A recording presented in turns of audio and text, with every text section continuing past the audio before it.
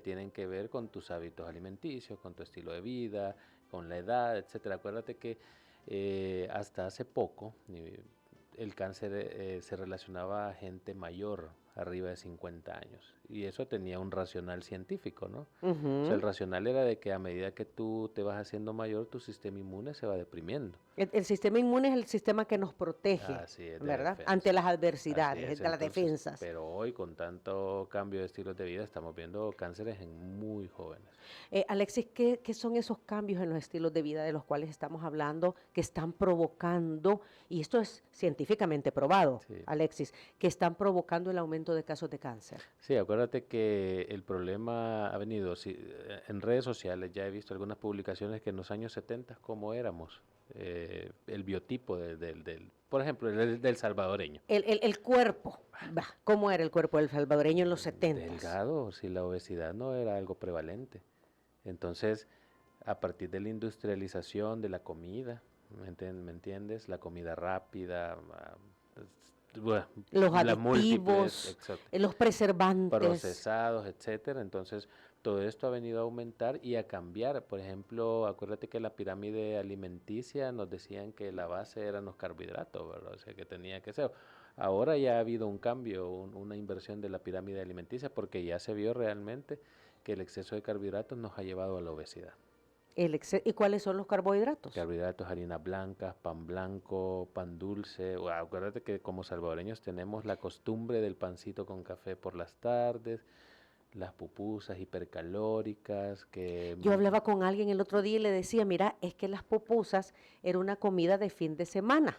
En así los es. 70s, creo que todavía en los 80s, Alexis, y uno iba al pupusódromo de los Planes de Renderos, el sábado en la tarde o el domingo, porque era el paseo del fin de semana. Así es. Pero ahora comemos pupusa, desayuno, almuerzo y cena. Así es, entonces, y son relativamente accesibles en nuestra comida, pero fíjate que bueno, los que hemos tenido eh, pues la oportunidad de salir al exterior, yo ya con mucho orgullo le he dicho a alguien, por ejemplo, de Barcelona, ¿verdad? Ujú. Mira, esta es nuestra comida típica.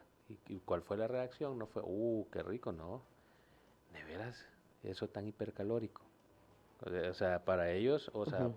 para gente, digamos, de otras latitudes no es tan normal estar comiendo cosas hipercalóricas. Nosotros como salvadoreños lo Lo normalizamos, que pues. pasa es que la comida salvadoreña es carbohidrato, Así es. pupusa, los plátanos, los nuegados, la yuca, o sea, el pan con pavo, ¿verdad? Aunque ese pues lleva un poco de proteína y vegetales, pero entre más grande vemos el pan, más rico. Ahora vamos a hacer la relación. Imagínate que nosotros para sobrevivir normalmente necesitamos un aproximado de 1800 kilocalorías al día.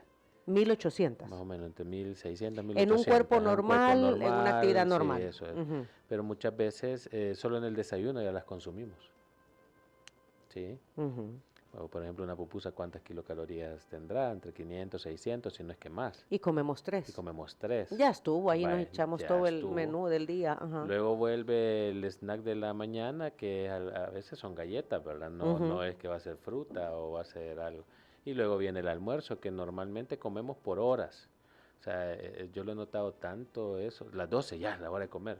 La verdad, verdaderamente tenés hambre a las 12. O sea, es una cuestión que nos debemos de preguntar, ¿O qué cuestionar, ¿verdad? ¿Qué tanta tanta? hambre tengo, Exacto, Alexis? pero siempre va y luego ya viene los almuerzos que son hipercalóricos, que tortilla, arroz y encima ensalada de coditos. Le metes otros 2000 kilocalorías, ya Ajá. va, o sea, ya te excediste. Entonces al final llegas a la cena, una cena también copiosa. Pues hay gente que también entre desayuno y almuerzo no come bien, pero llegan a hacer cenas copiosas.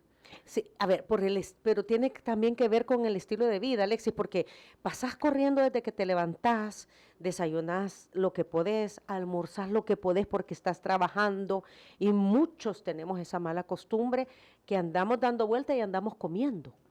¿verdad? así No es, nos sentamos, pues, así es. a concientizarnos y decirle al cuerpo, estás comiendo Sí, porque ahora, o sea, acordate que estamos en la era del multitasking, ¿verdad? Estar haciendo varias cosas a la al vez mismo que tiempo. Ajá. realmente Y para nosotros. creemos que eso es eso es lo que me va a volver exitoso. Y si te fijas, con esta cuestión del multitasking, que la misma globalización nos ha llevado a eso, tenemos una secreción de cortisol bien alta, o andamos con un hipercortisolismo. ¿Qué es eso? ¿Qué es eso?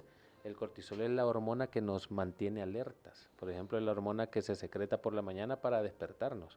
Hay un pico de cortisol en la mañana para poder ¿Qué es despertarnos. lo que es bueno? Que sí, que es Pues bueno, bueno, ajá, pero pero que al final eso te mantiene alerta, pero si te fijas, nuestros estilos de vida nos mantienen en estado de alerta crónico. es decir, todo el tiempo en Y no alerta. estamos haciendo hipersecreción de cortisol. Y el cortisol al final, ¿qué es lo que hace? También lleva a obesidad. ¿Por qué? Porque hace que se acumulen todas las fuentes calóricas en el tejido adiposo. Y estás consumiendo muchas kilocalorías, entonces tenés el caldo perfecto. Aumento de calorías, ingesta, más hipercortisolismo, entonces por eso es que vemos la obesidad. Los estilos de vida en los años 70 eran un poquito más tranquilos, ¿verdad? O Sí, porque la sea, gente desayunaba, exacto, almorzaba, cenaba en su casa y comía comida de la casa. así es, Y esta famosa comida rápida se dejaba para el fin. Era un pecado el fin de semana. así es. Las bebidas gaseosas eran pecado del fin de semana. Pero hoy si lo ves, te vas a los centros comerciales y pues está En lleno todos lados. todos los días. Y entonces la comida rápida, o sea, al final el problema es la frecuencia, que lo hagas todos los días. Sí, por eso te decía, podrías hacerlo una vez Sí, al mes, sí. está bien, pero el problema es que se ha convertido en todos los días. Bueno, entonces estos estilos, bueno, y a eso agreguémosle que caminamos poco. Caminamos poco, somos sedentarios, entonces ahí viene la obesidad. La obesidad es el aumento de tejido adiposo. Esta genera una inflamación crónica en todo el cuerpo. Y esa inflamación crónica es como que te esté dando un golpe crónicamente en todo el endotelio. El endotelio son las paredes de los vasos sanguíneos. Y esta obesidad también hace que se produzca factor de crecimiento similar a la insulina. Es un factor de crecimiento que estimula el crecimiento de todos los órganos y en especial de cánceres gastrointestinales, cáncer de mama, que es relacionado a obesidad, también cáncer de endometrio. Pero lo que nos trae ahora, lo del cáncer de colon, también es relacionado a la obesidad. Hicimos todo este preámbulo precisamente por eso, aumento de casos, a ver, de cervix y de colon. Sí, ahora bien, de cervix prácticamente nos vamos a un factor que ya está bien identificado. O sea, no va a ser la obesidad, no es la hipertensión. Quitamos esto, es el virus del papiloma humano. El BPH. El BPH. El Ujú. BPH en sus serotipos 16-18 causan aproximadamente el 70% de los cánceres de cervix. Y hay otros 7 serotipos que causan el otro 10-15% que sobra. ¿Qué es el cáncer de cervix? Vaya, el cáncer de cervix es la proliferación de las células que están en el cuello de la matriz. O sea, acuérdate que ustedes como mujeres tienen el aparato reproductor, está el útero, ¿sí? Que es la matriz, que es donde pues Se desarrolla se el desarrolla feto. el feto, Ujú. y luego la parte final, canal cervical, y está el cuello de la matriz, que es el que los colegas ginecólogos, los colegas médicos que logran hacer la citología, es el que logran atrapar con el espéculo, que es un aparato que es el que se te introduce en la vagina para poder tomar La la muestra. muestra del Papa Es Nicolau. cuando te hacen el Papá Nicolau, exacto. Sí, Entonces, ese es de los cánceres más frecuentes en mujeres, Alexis. sí, definitivamente, y en países como el nuestro, que estamos en vías de desarrollo desde hace varios años, ¿por qué? Porque tiende a ser un cáncer también de personas que no se hacen la prueba o no se detectan o no se hace tamizaje, también de poblaciones eh, que tienen bastantes parejas sexuales, la promiscuidad, ¿sí? Ujú. O A sea, ver, el cáncer de cervix se desarrolla en el cuello del útero. sí, Ok. Y el cáncer de cervix, decías, se ve más frecuentemente producido por el virus del papiloma humano, exacto. que es el BPH. Eh, pero ¿todas las mujeres estamos propensas a poder desarrollar cáncer de cervix? Sí, Ok, todas. ok.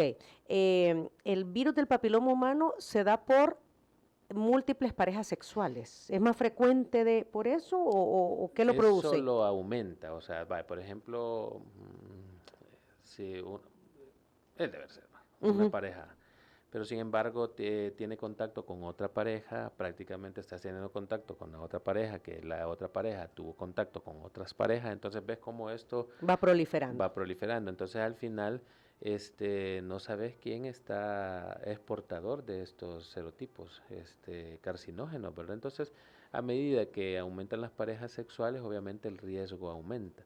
Sin embargo, también puede aparecer cáncer de cervix en personas que no tienen muchas o múltiples parejas sexuales.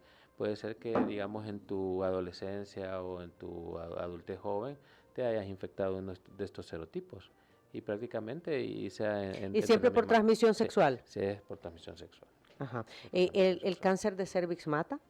mata. Ujú. Lastimosamente mata, lastimosamente muchas de nuestras mujeres nos llegan en etapas bien avanzadas, etapas 3 o etapas 4 donde prácticamente por la cercanía anatómica que tiene el cuello de la matriz con los uréteres, que son los tubitos que bajan de los riñones y depositan la orina en la vejiga urinaria, el, el cáncer de cervix puede tapar esos uréteres. Y al final, ¿qué pasa?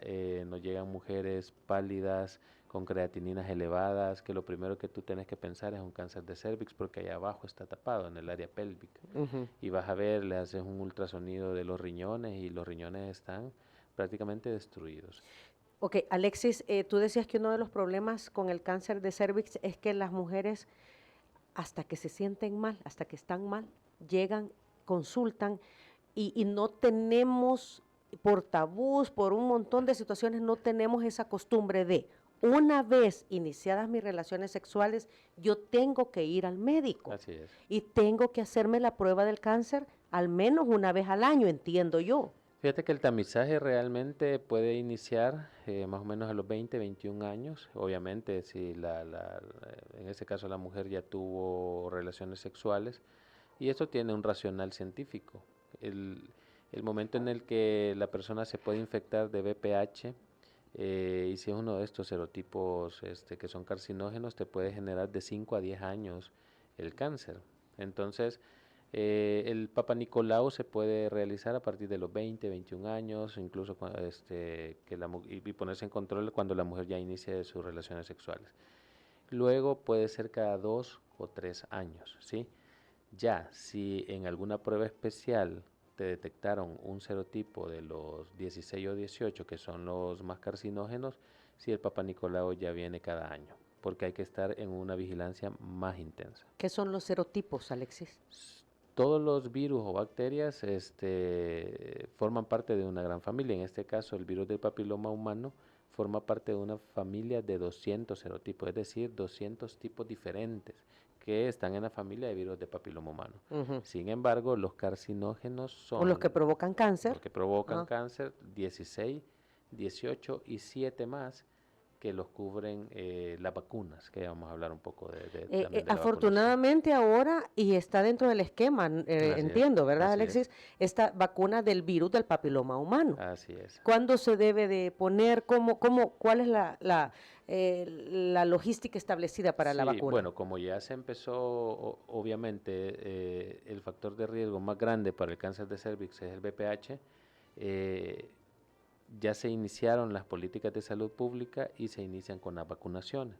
La vacunación tiene que ser ideal entre los 9 a 14 años cuando la persona, está en este caso el niño, el preadolescente, no ha tenido contacto sexual, ¿verdad? Entonces, al no tener contacto sexual, la robustez del sistema inmune es mejor y cuando esta persona en algún momento de su vida pueda tener contacto con uno de estos serotipos, su sistema inmune ya prácticamente está fuerte para contrarrestarlo. Sí, Ese es porque el ya racional, ya lo reconoce, reconoce. tu sistema inmunológico Así es, reconoce a ese virus y por lo tanto lo puede atacar. así es. Y eso ya está es su obligación, ¿verdad? Obligatorio. Ya está en el esquema nacional y también de manera privada está. Ok, y esta vacuna nos sirve como una protección, pero no quiere decir que no vamos a hacernos los demás exámenes. Sí, es que la vacuna no es, o sea, te va a servir como protección, como tú dijiste, pero no sustituye el tamizaje. Ujú. O sea, si tú tienes vacuna más tu tamizaje, ya eso va a prevenir el cáncer. Y realmente, e incluso ahorita hay un país que es Australia, que ya prácticamente está casi a nada de declarar el cáncer de cervix erradicado en su población. Porque ha Por tenido lo, todo este esquema, exacto. ¿verdad? Y esa cultura. A ver, ¿cómo rompemos esa cultura, Alexis? Yo creo que hemos avanzado, Sí, pero falta mucho. Y yo comprometida también como mujer en divulgar esto, el hecho de que ir al ginecólogo no nos debe dar pena, no, es una obligación. O sea, después de tu pediatra, el siguiente médico es el ginecólogo, en el caso de así las es. mujeres. Tener relaciones sexuales no es No es malo, malo. es lo más natural del mundo. ¿Verdad? Que te hagan este tipo de exámenes, porque allí es donde se da el problema, parte del problema, Alexis, que las mujeres no consultan porque les da pena. Pero es que acuérdate que en el sistema educativo que tenemos, más nuestra población salvadoreña, es un sistema educativo muy represivo. Sí, o sea, venimos de familias que nos reprimían bastante Ujú. y que Todo es malo, ¿verdad? todo es malo y que tocar estos temas en familia pues es un tabú. Ujú. Y también en las escuelas que no ha habido una materia como tal de salud sexual reproductiva, porque esto es lo que nos diferencia con las poblaciones de países desarrollados. Las poblaciones de países desarrollados son más desinhibidos, ellos Este tema lo hablan este tema abiertamente. lo hablan Ajá. desde sus centros escolares, en sus familias, entonces ese es el cambio como de mentalidad que tenemos que tener en las nuevas generaciones, ¿verdad? Porque sí hemos sido muy reprimidos. Al hacer esto, viene todo en consecuencia de lo que tú dices. Me da pena ir al ginecólogo, qué cosa que me vean, ¿Cómo me va a etcétera. ver desnuda? ¿Cómo Así me va es, a inspeccionar? ¿Cómo así me va a es. tocar? Si eso es Sí. malo, y Y, no es malo. y no es malo. Y lo otro es hacerle énfasis a los chicos, porque acuérdate que las enfermedades van y tienen sus picos de edades, entonces eso se debería de estar enseñando en las escuelas. Mira, entre la década de los 10 a 20 años estas son las enfermedades, entre los 20 a los 30, ya cuando empieza Actividad sexual. actividad sexual, a todo lo que te expone, ¿verdad? Ujú. Para que el chico Es que sea no solo es el consciente. embarazo, es que Exacto, eso es lo que debemos de tomar así en es, cuenta, así es. que el tema de educación sexual no tiene que ser solamente con vas a salir embarazada, no, te estás exponiendo a un montón de situaciones y es necesario tenerlas claras para hacerlo conscientemente y Sí, responsablemente sí, por tu salud. rompiendo ese esquema que nosotros traemos de generaciones, que yo creo que sí, ya está pasando, vamos a lograr ver chicos, adolescentes más conscientes de su salud y más conscientes de hacer sus chequeos médicos anuales. Médico. Aquí está Jessy que nos pregunta, Sí. si ya me hicieron histerectomía, ¿solo me dejaron los ovarios? ¿Tengo siempre riesgo de tener un cáncer de cervix? ¿Qué es la histerectomía? Sí, la histerectomía es la resección quirúrgica del útero, Es decir, que que te la quitan. a ver, es que Te entre quitan mujeres decimos, sí, me sacaron el me útero, sacaron la matriz. me sacaron la matriz. Sin embargo, hay algunos tipos de histerectomía que dejan el cuello de la matriz. Casi ya no se hace eso, sino que ya prácticamente se quita todo. Para evitar Porque, sí, riesgos. exacto, para Ujú. evitar el riesgo. ¿Por qué dejaron ovarios? Me imagino que debe ser una paciente joven que tiene que preservarse su función ovárica. Acuérdate que los ovarios son la fuente de los estrógenos y progesterona que ustedes como mujeres Son las hormonas la femeninas. diferencian, ¿verdad? Ujú. Entonces, sí, siempre hay riesgo, pero hay riesgo de padecer cáncer de la cúpula vaginal, es decir, del techo donde estuvo el cérvix. Ujú. Entonces, ese epitelio es bastante similar y si la paciente tiene una vida sexual activa, pues puede tener siempre contacto con el BPH y puede generar cáncer en la cúpula vaginal. De hecho, estamos hablando del cáncer de cervix, pero también hay cáncer de vagina. Ujú. ¿Qué Ujú. debe de hacer ella entonces? Siempre continúa Con sus con sus controles. controles, sino el hecho de que no tenga matriz y cuello cervical no la ¿Exime? excluye, ajá, Mm, del tamizaje. o sea, de Ujú. hacerse sus Sí, chequeos. siempre hay que tomar la muestra del techo de la vagina. Alexis, entiendo, y lo acabas de decir, la vacuna del virus de papiloma humano entre Ujú. los 9 y los Ideal entre los 9 y 14 y años. 14 años, Ujú. antes de empezar tu actividad sexual. Así es. ¿Hasta qué edad me la puedo poner? 45 años está descrito por la FDA que se puede poner. Es decir, ¿Te eh, a- brinda protección te todavía? brinda protección. Acuérdate que no sabemos en qué relación te puedes tú topar con estos serotipos que originan cáncer. Ok, ok. Bueno, son las 8 de la mañana con 29 minutos. Tenemos que hacer pausa y ya vamos a hablar de otro tipo de cáncer. Hemos estado hablando del cáncer de cervix, pero también es importante hacer aclaraciones, tener la información sobre el cáncer de Así colon. es. Hoy nada menos leía una noticia, Alexis, sobre el Ujú. incremento de cáncer de colon en personas menores de 50 años. Tú lo decías al inicio de esta entrevista. Antes se pensaba que el cáncer solo era de gente mayor. Ahora lo estamos viendo en otras edades. Y aquí está Freddy Gómez, él vive en Estados Unidos, Ok, es un salvadoreño que vive en ok. Estados Unidos y nos dice, ¿a qué edad un hombre debe tener un examen que incluye el colon? Yo debo admitir que me da vergüenza llegar y dejar que un doctor me inspeccione, no voy a decir lo que decís, y lo he estado postergando. El otro día hablábamos de estos con unos médicos, creo que esto es Sí, importante, Alexis, y lo vamos a aclarar luego de la de la pausa pausa. comercial. Mientras tanto, queremos saludar a los amigos de San Martín, ya vinieron los desayunos de San Martín, y San Martín te está invitando a que pruebes, por ejemplo, el desayuno clara de huevo, hongos y espinaca. Son 5 claras de huevo revueltas, servidas en sartén de hierro con cebolla, tomate, espinaca, champiñones y chile pimiento. Mira qué bueno, hongos, o mejor dicho, vegetales y huevo. Fibra. Fibra.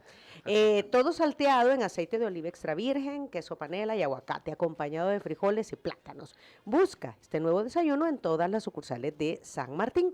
Y agradecemos a Línea Rosa, siempre nos trasladan los desayunos desde una sucursal de San Martín hasta nuestra cabina. La forma más segura de viajar.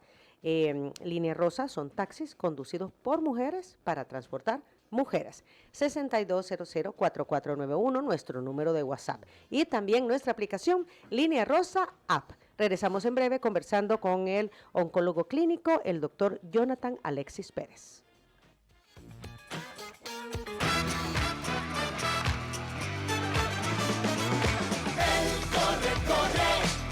En la mañana, él corre, Diana, Verónica y Tony.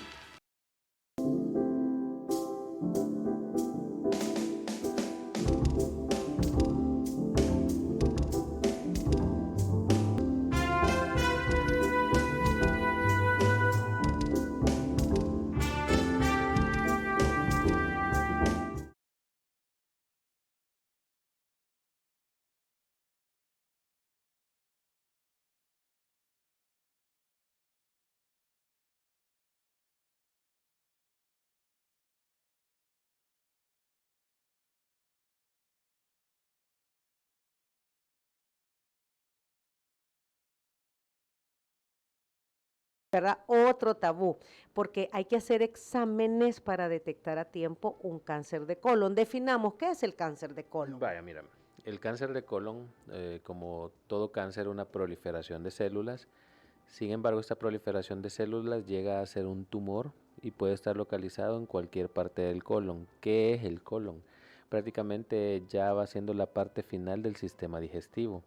El colon empieza allá por el apéndice secal, ciego, colon ascendente, sube, luego tiene colon transverso, luego tiene colon descendente, sigmoides, recto, canal anal y el ano. O sea, prácticamente. Entonces, y cuando hablamos de colon, vamos desde el colon ascendente, transverso, descendente y recto sigmoides. A eso nos referimos O con sea, colon. todo ese Sí. trayecto. Ujú. Acuérdate que en la digestión, todo lo que comemos y tal, pasa por boca, esófago, estómago, ahí se digiere, luego pasa a yeyuno, ilion, y ahí va todavía en una forma como líquida, ¿sí?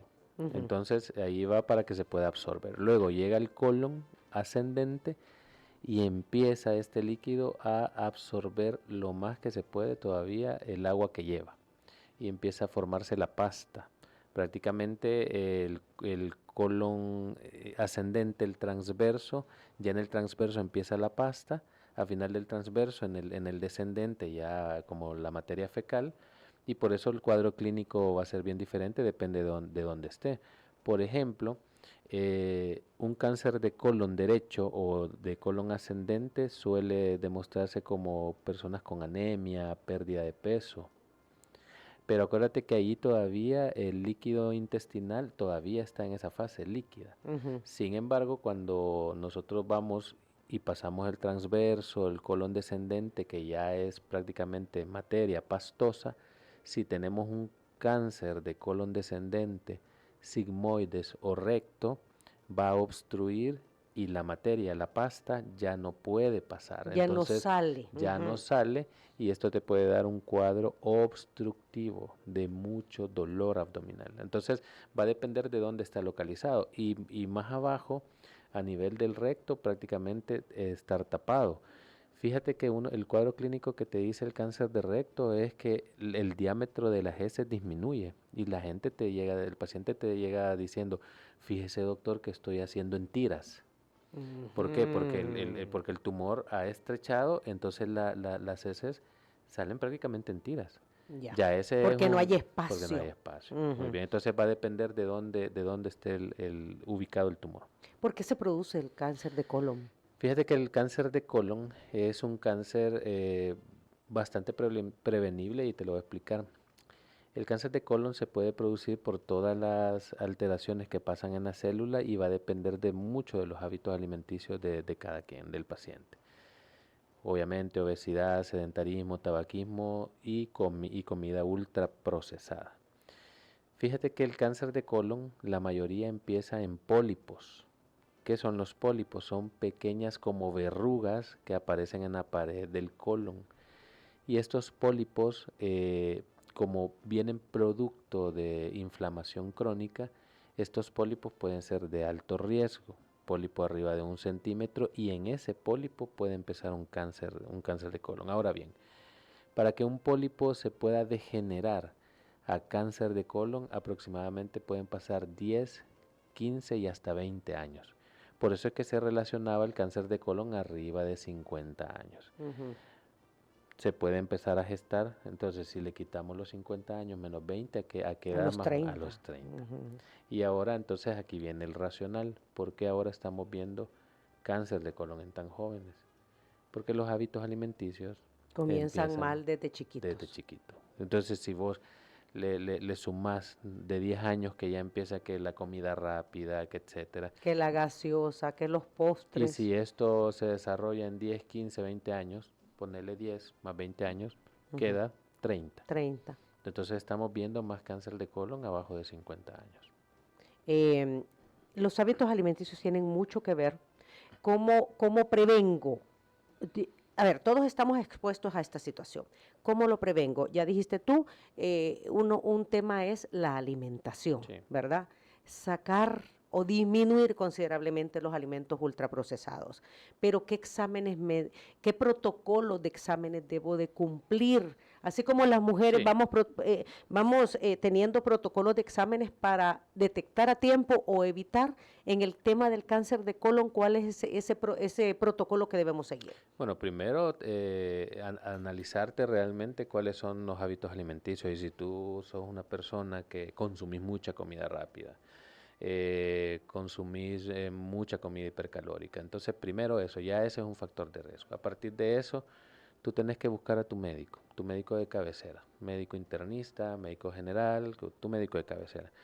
Nos pueden buscar a nosotros, solamente que ya nosotros ya es con el diagnóstico, pero sin embargo hacemos también prevención. Hay internistas Sí, también en también, OncoCare, sí, así también. es. Entonces, vaya, una vez esto, el médico te va a empezar a preguntar, digamos, tus molestias, si tienes molestias abdominales, y te va a preguntar antecedentes familiares.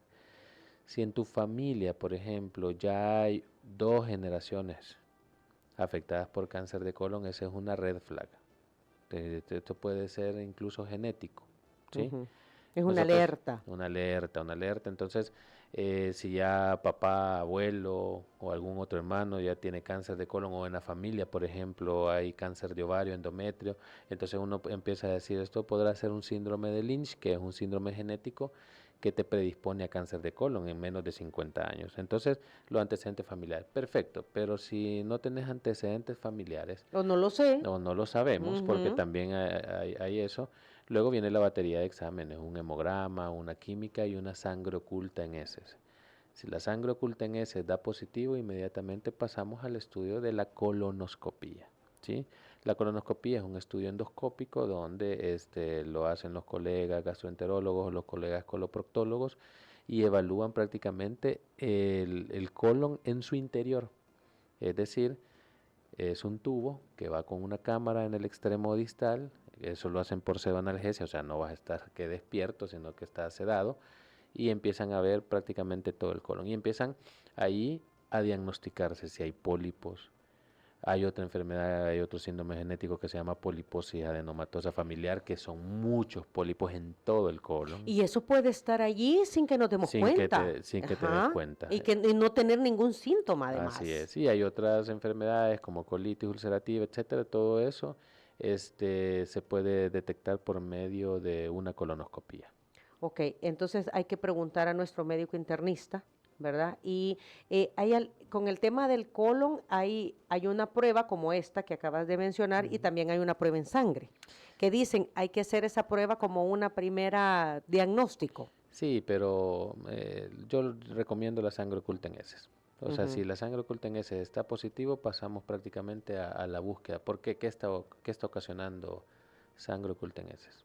Más Pueden que, haber diferentes factores. sí, porque no solamente es cáncer, puede haber diverticulosis, que son unas bolsitas son, la diverticulosis es una patología benigna. No es cáncer, son como unas saculaciones en la pared del colon y esta se da muchas veces porque el paciente come poca fibra. Entonces Volvemos a la volvemos a la alimentación. alimentación. Entonces Ujú. eso también puede generar pequeños sangrados, etcétera, y puede haber una colitis, solamente inflamación. Acordate que estamos hablando de que todos los hábitos alimenticios nos generan inflamación crónica. Entonces que la sangre oculta realmente no sea cáncer, pero sí que nos dé la alerta que este paciente tiene colitis. Entonces, en el caso de Freddy Gómez, que no sé qué edad tendrá Freddy, pero ya andará cincuentón, entiendo yo, cuarentón. Sí, 45 años debería iniciar el tamizaje para cáncer de colon. O sea, O debería sea, de ser algo ya ya de la primera hacérselo, colonoscopía. de la Ujú. primera colonoscopía. ¿Qué otro factor es? Porque yo escucho mucho también el famoso tema de la gastritis, Alexis, el famoso tema de que cómo y si me inflame el estómago, es que ando con soplazón.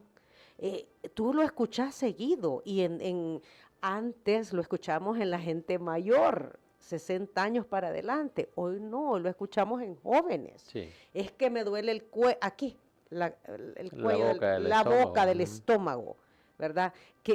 ¿Esas son señales de alerta? Sí, lo que pasa es que estamos hablando del colon en este momento, pero acuérdate que los hábitos alimenticios nos están afectando prácticamente todo el tubo gastrointestinal, Desde la principalmente boca hasta el hasta ano. el ano. Y Ajá. el estómago, acuérdate que relacionamos mucho la infección por Helicobacter pylori, que es una infección endémica realmente, o sea que prácticamente casi que la tenemos el 100% de población. Sin embargo, no toda la población manifiesta los síntomas. Una vez que tú empezás a tener ardor en la boca del estómago, dolor, síntomas dispépticos, que significa reflujo, sensación de ardor, toda esta cuestión más un Helicobacter pylori en ese es positivo, tratemos ese Helicobacter pylori. ¿Por qué? ¿Cómo se trata? Con un esquema de antibióticos, son 3 líneas de antibióticos que se puede hacer. Entonces se escoge una primera línea, se le da aproximadamente, bueno, son 14 días de tratamiento Ok. con múltiples antibióticos y protectores gástricos y luego se vuelve a tomar una nueva prueba para ver si ya se erradicó, que puede ser en heces también. Y esta Helicobacter pylori, así se llama, ¿verdad? La bacteria, Ujú. ya está comprobado que causa cáncer. Sí, comprobadísimo. Fíjate que muchas veces dentro de los cánceres gástricos que atiendo, cuando voy a ver y la biopsia, a la par dice infección por Helicobacter pylori. O Porque sea, todo comenzó con una infección. se encuentra el bacilo del Helicobacter pylori. Ok, Ahí. ok. Alexis, nos quedan 2 minutos. Ok. Recomendaciones y además, ¿cómo los encontramos a OncoCare, los servicios que brinda OncoCare? Bueno, fíjate que nosotros, bueno, las recomendaciones para el cáncer de colon. Primero, mantener hábitos alimenticios, y es lo que estábamos hablando, o sea, son gustos adquiridos, hay que aprender a comer. Obviamente la comida rápida es súper rica y te genera grandes picos de dopamina, ¿verdad? Entonces, pero tenemos da que ser- felicidad. te da felicidad, Ajá. o sea, pero tenemos que tener conciencia. Aprox de lunes a jueves, comer sano, el fin de semana poder ahí pecar un poco. Sin embargo, tenemos que tener conciencia de eso, o sea, disminuir la ingesta de comida rápida, aumentar el consumo de fibra.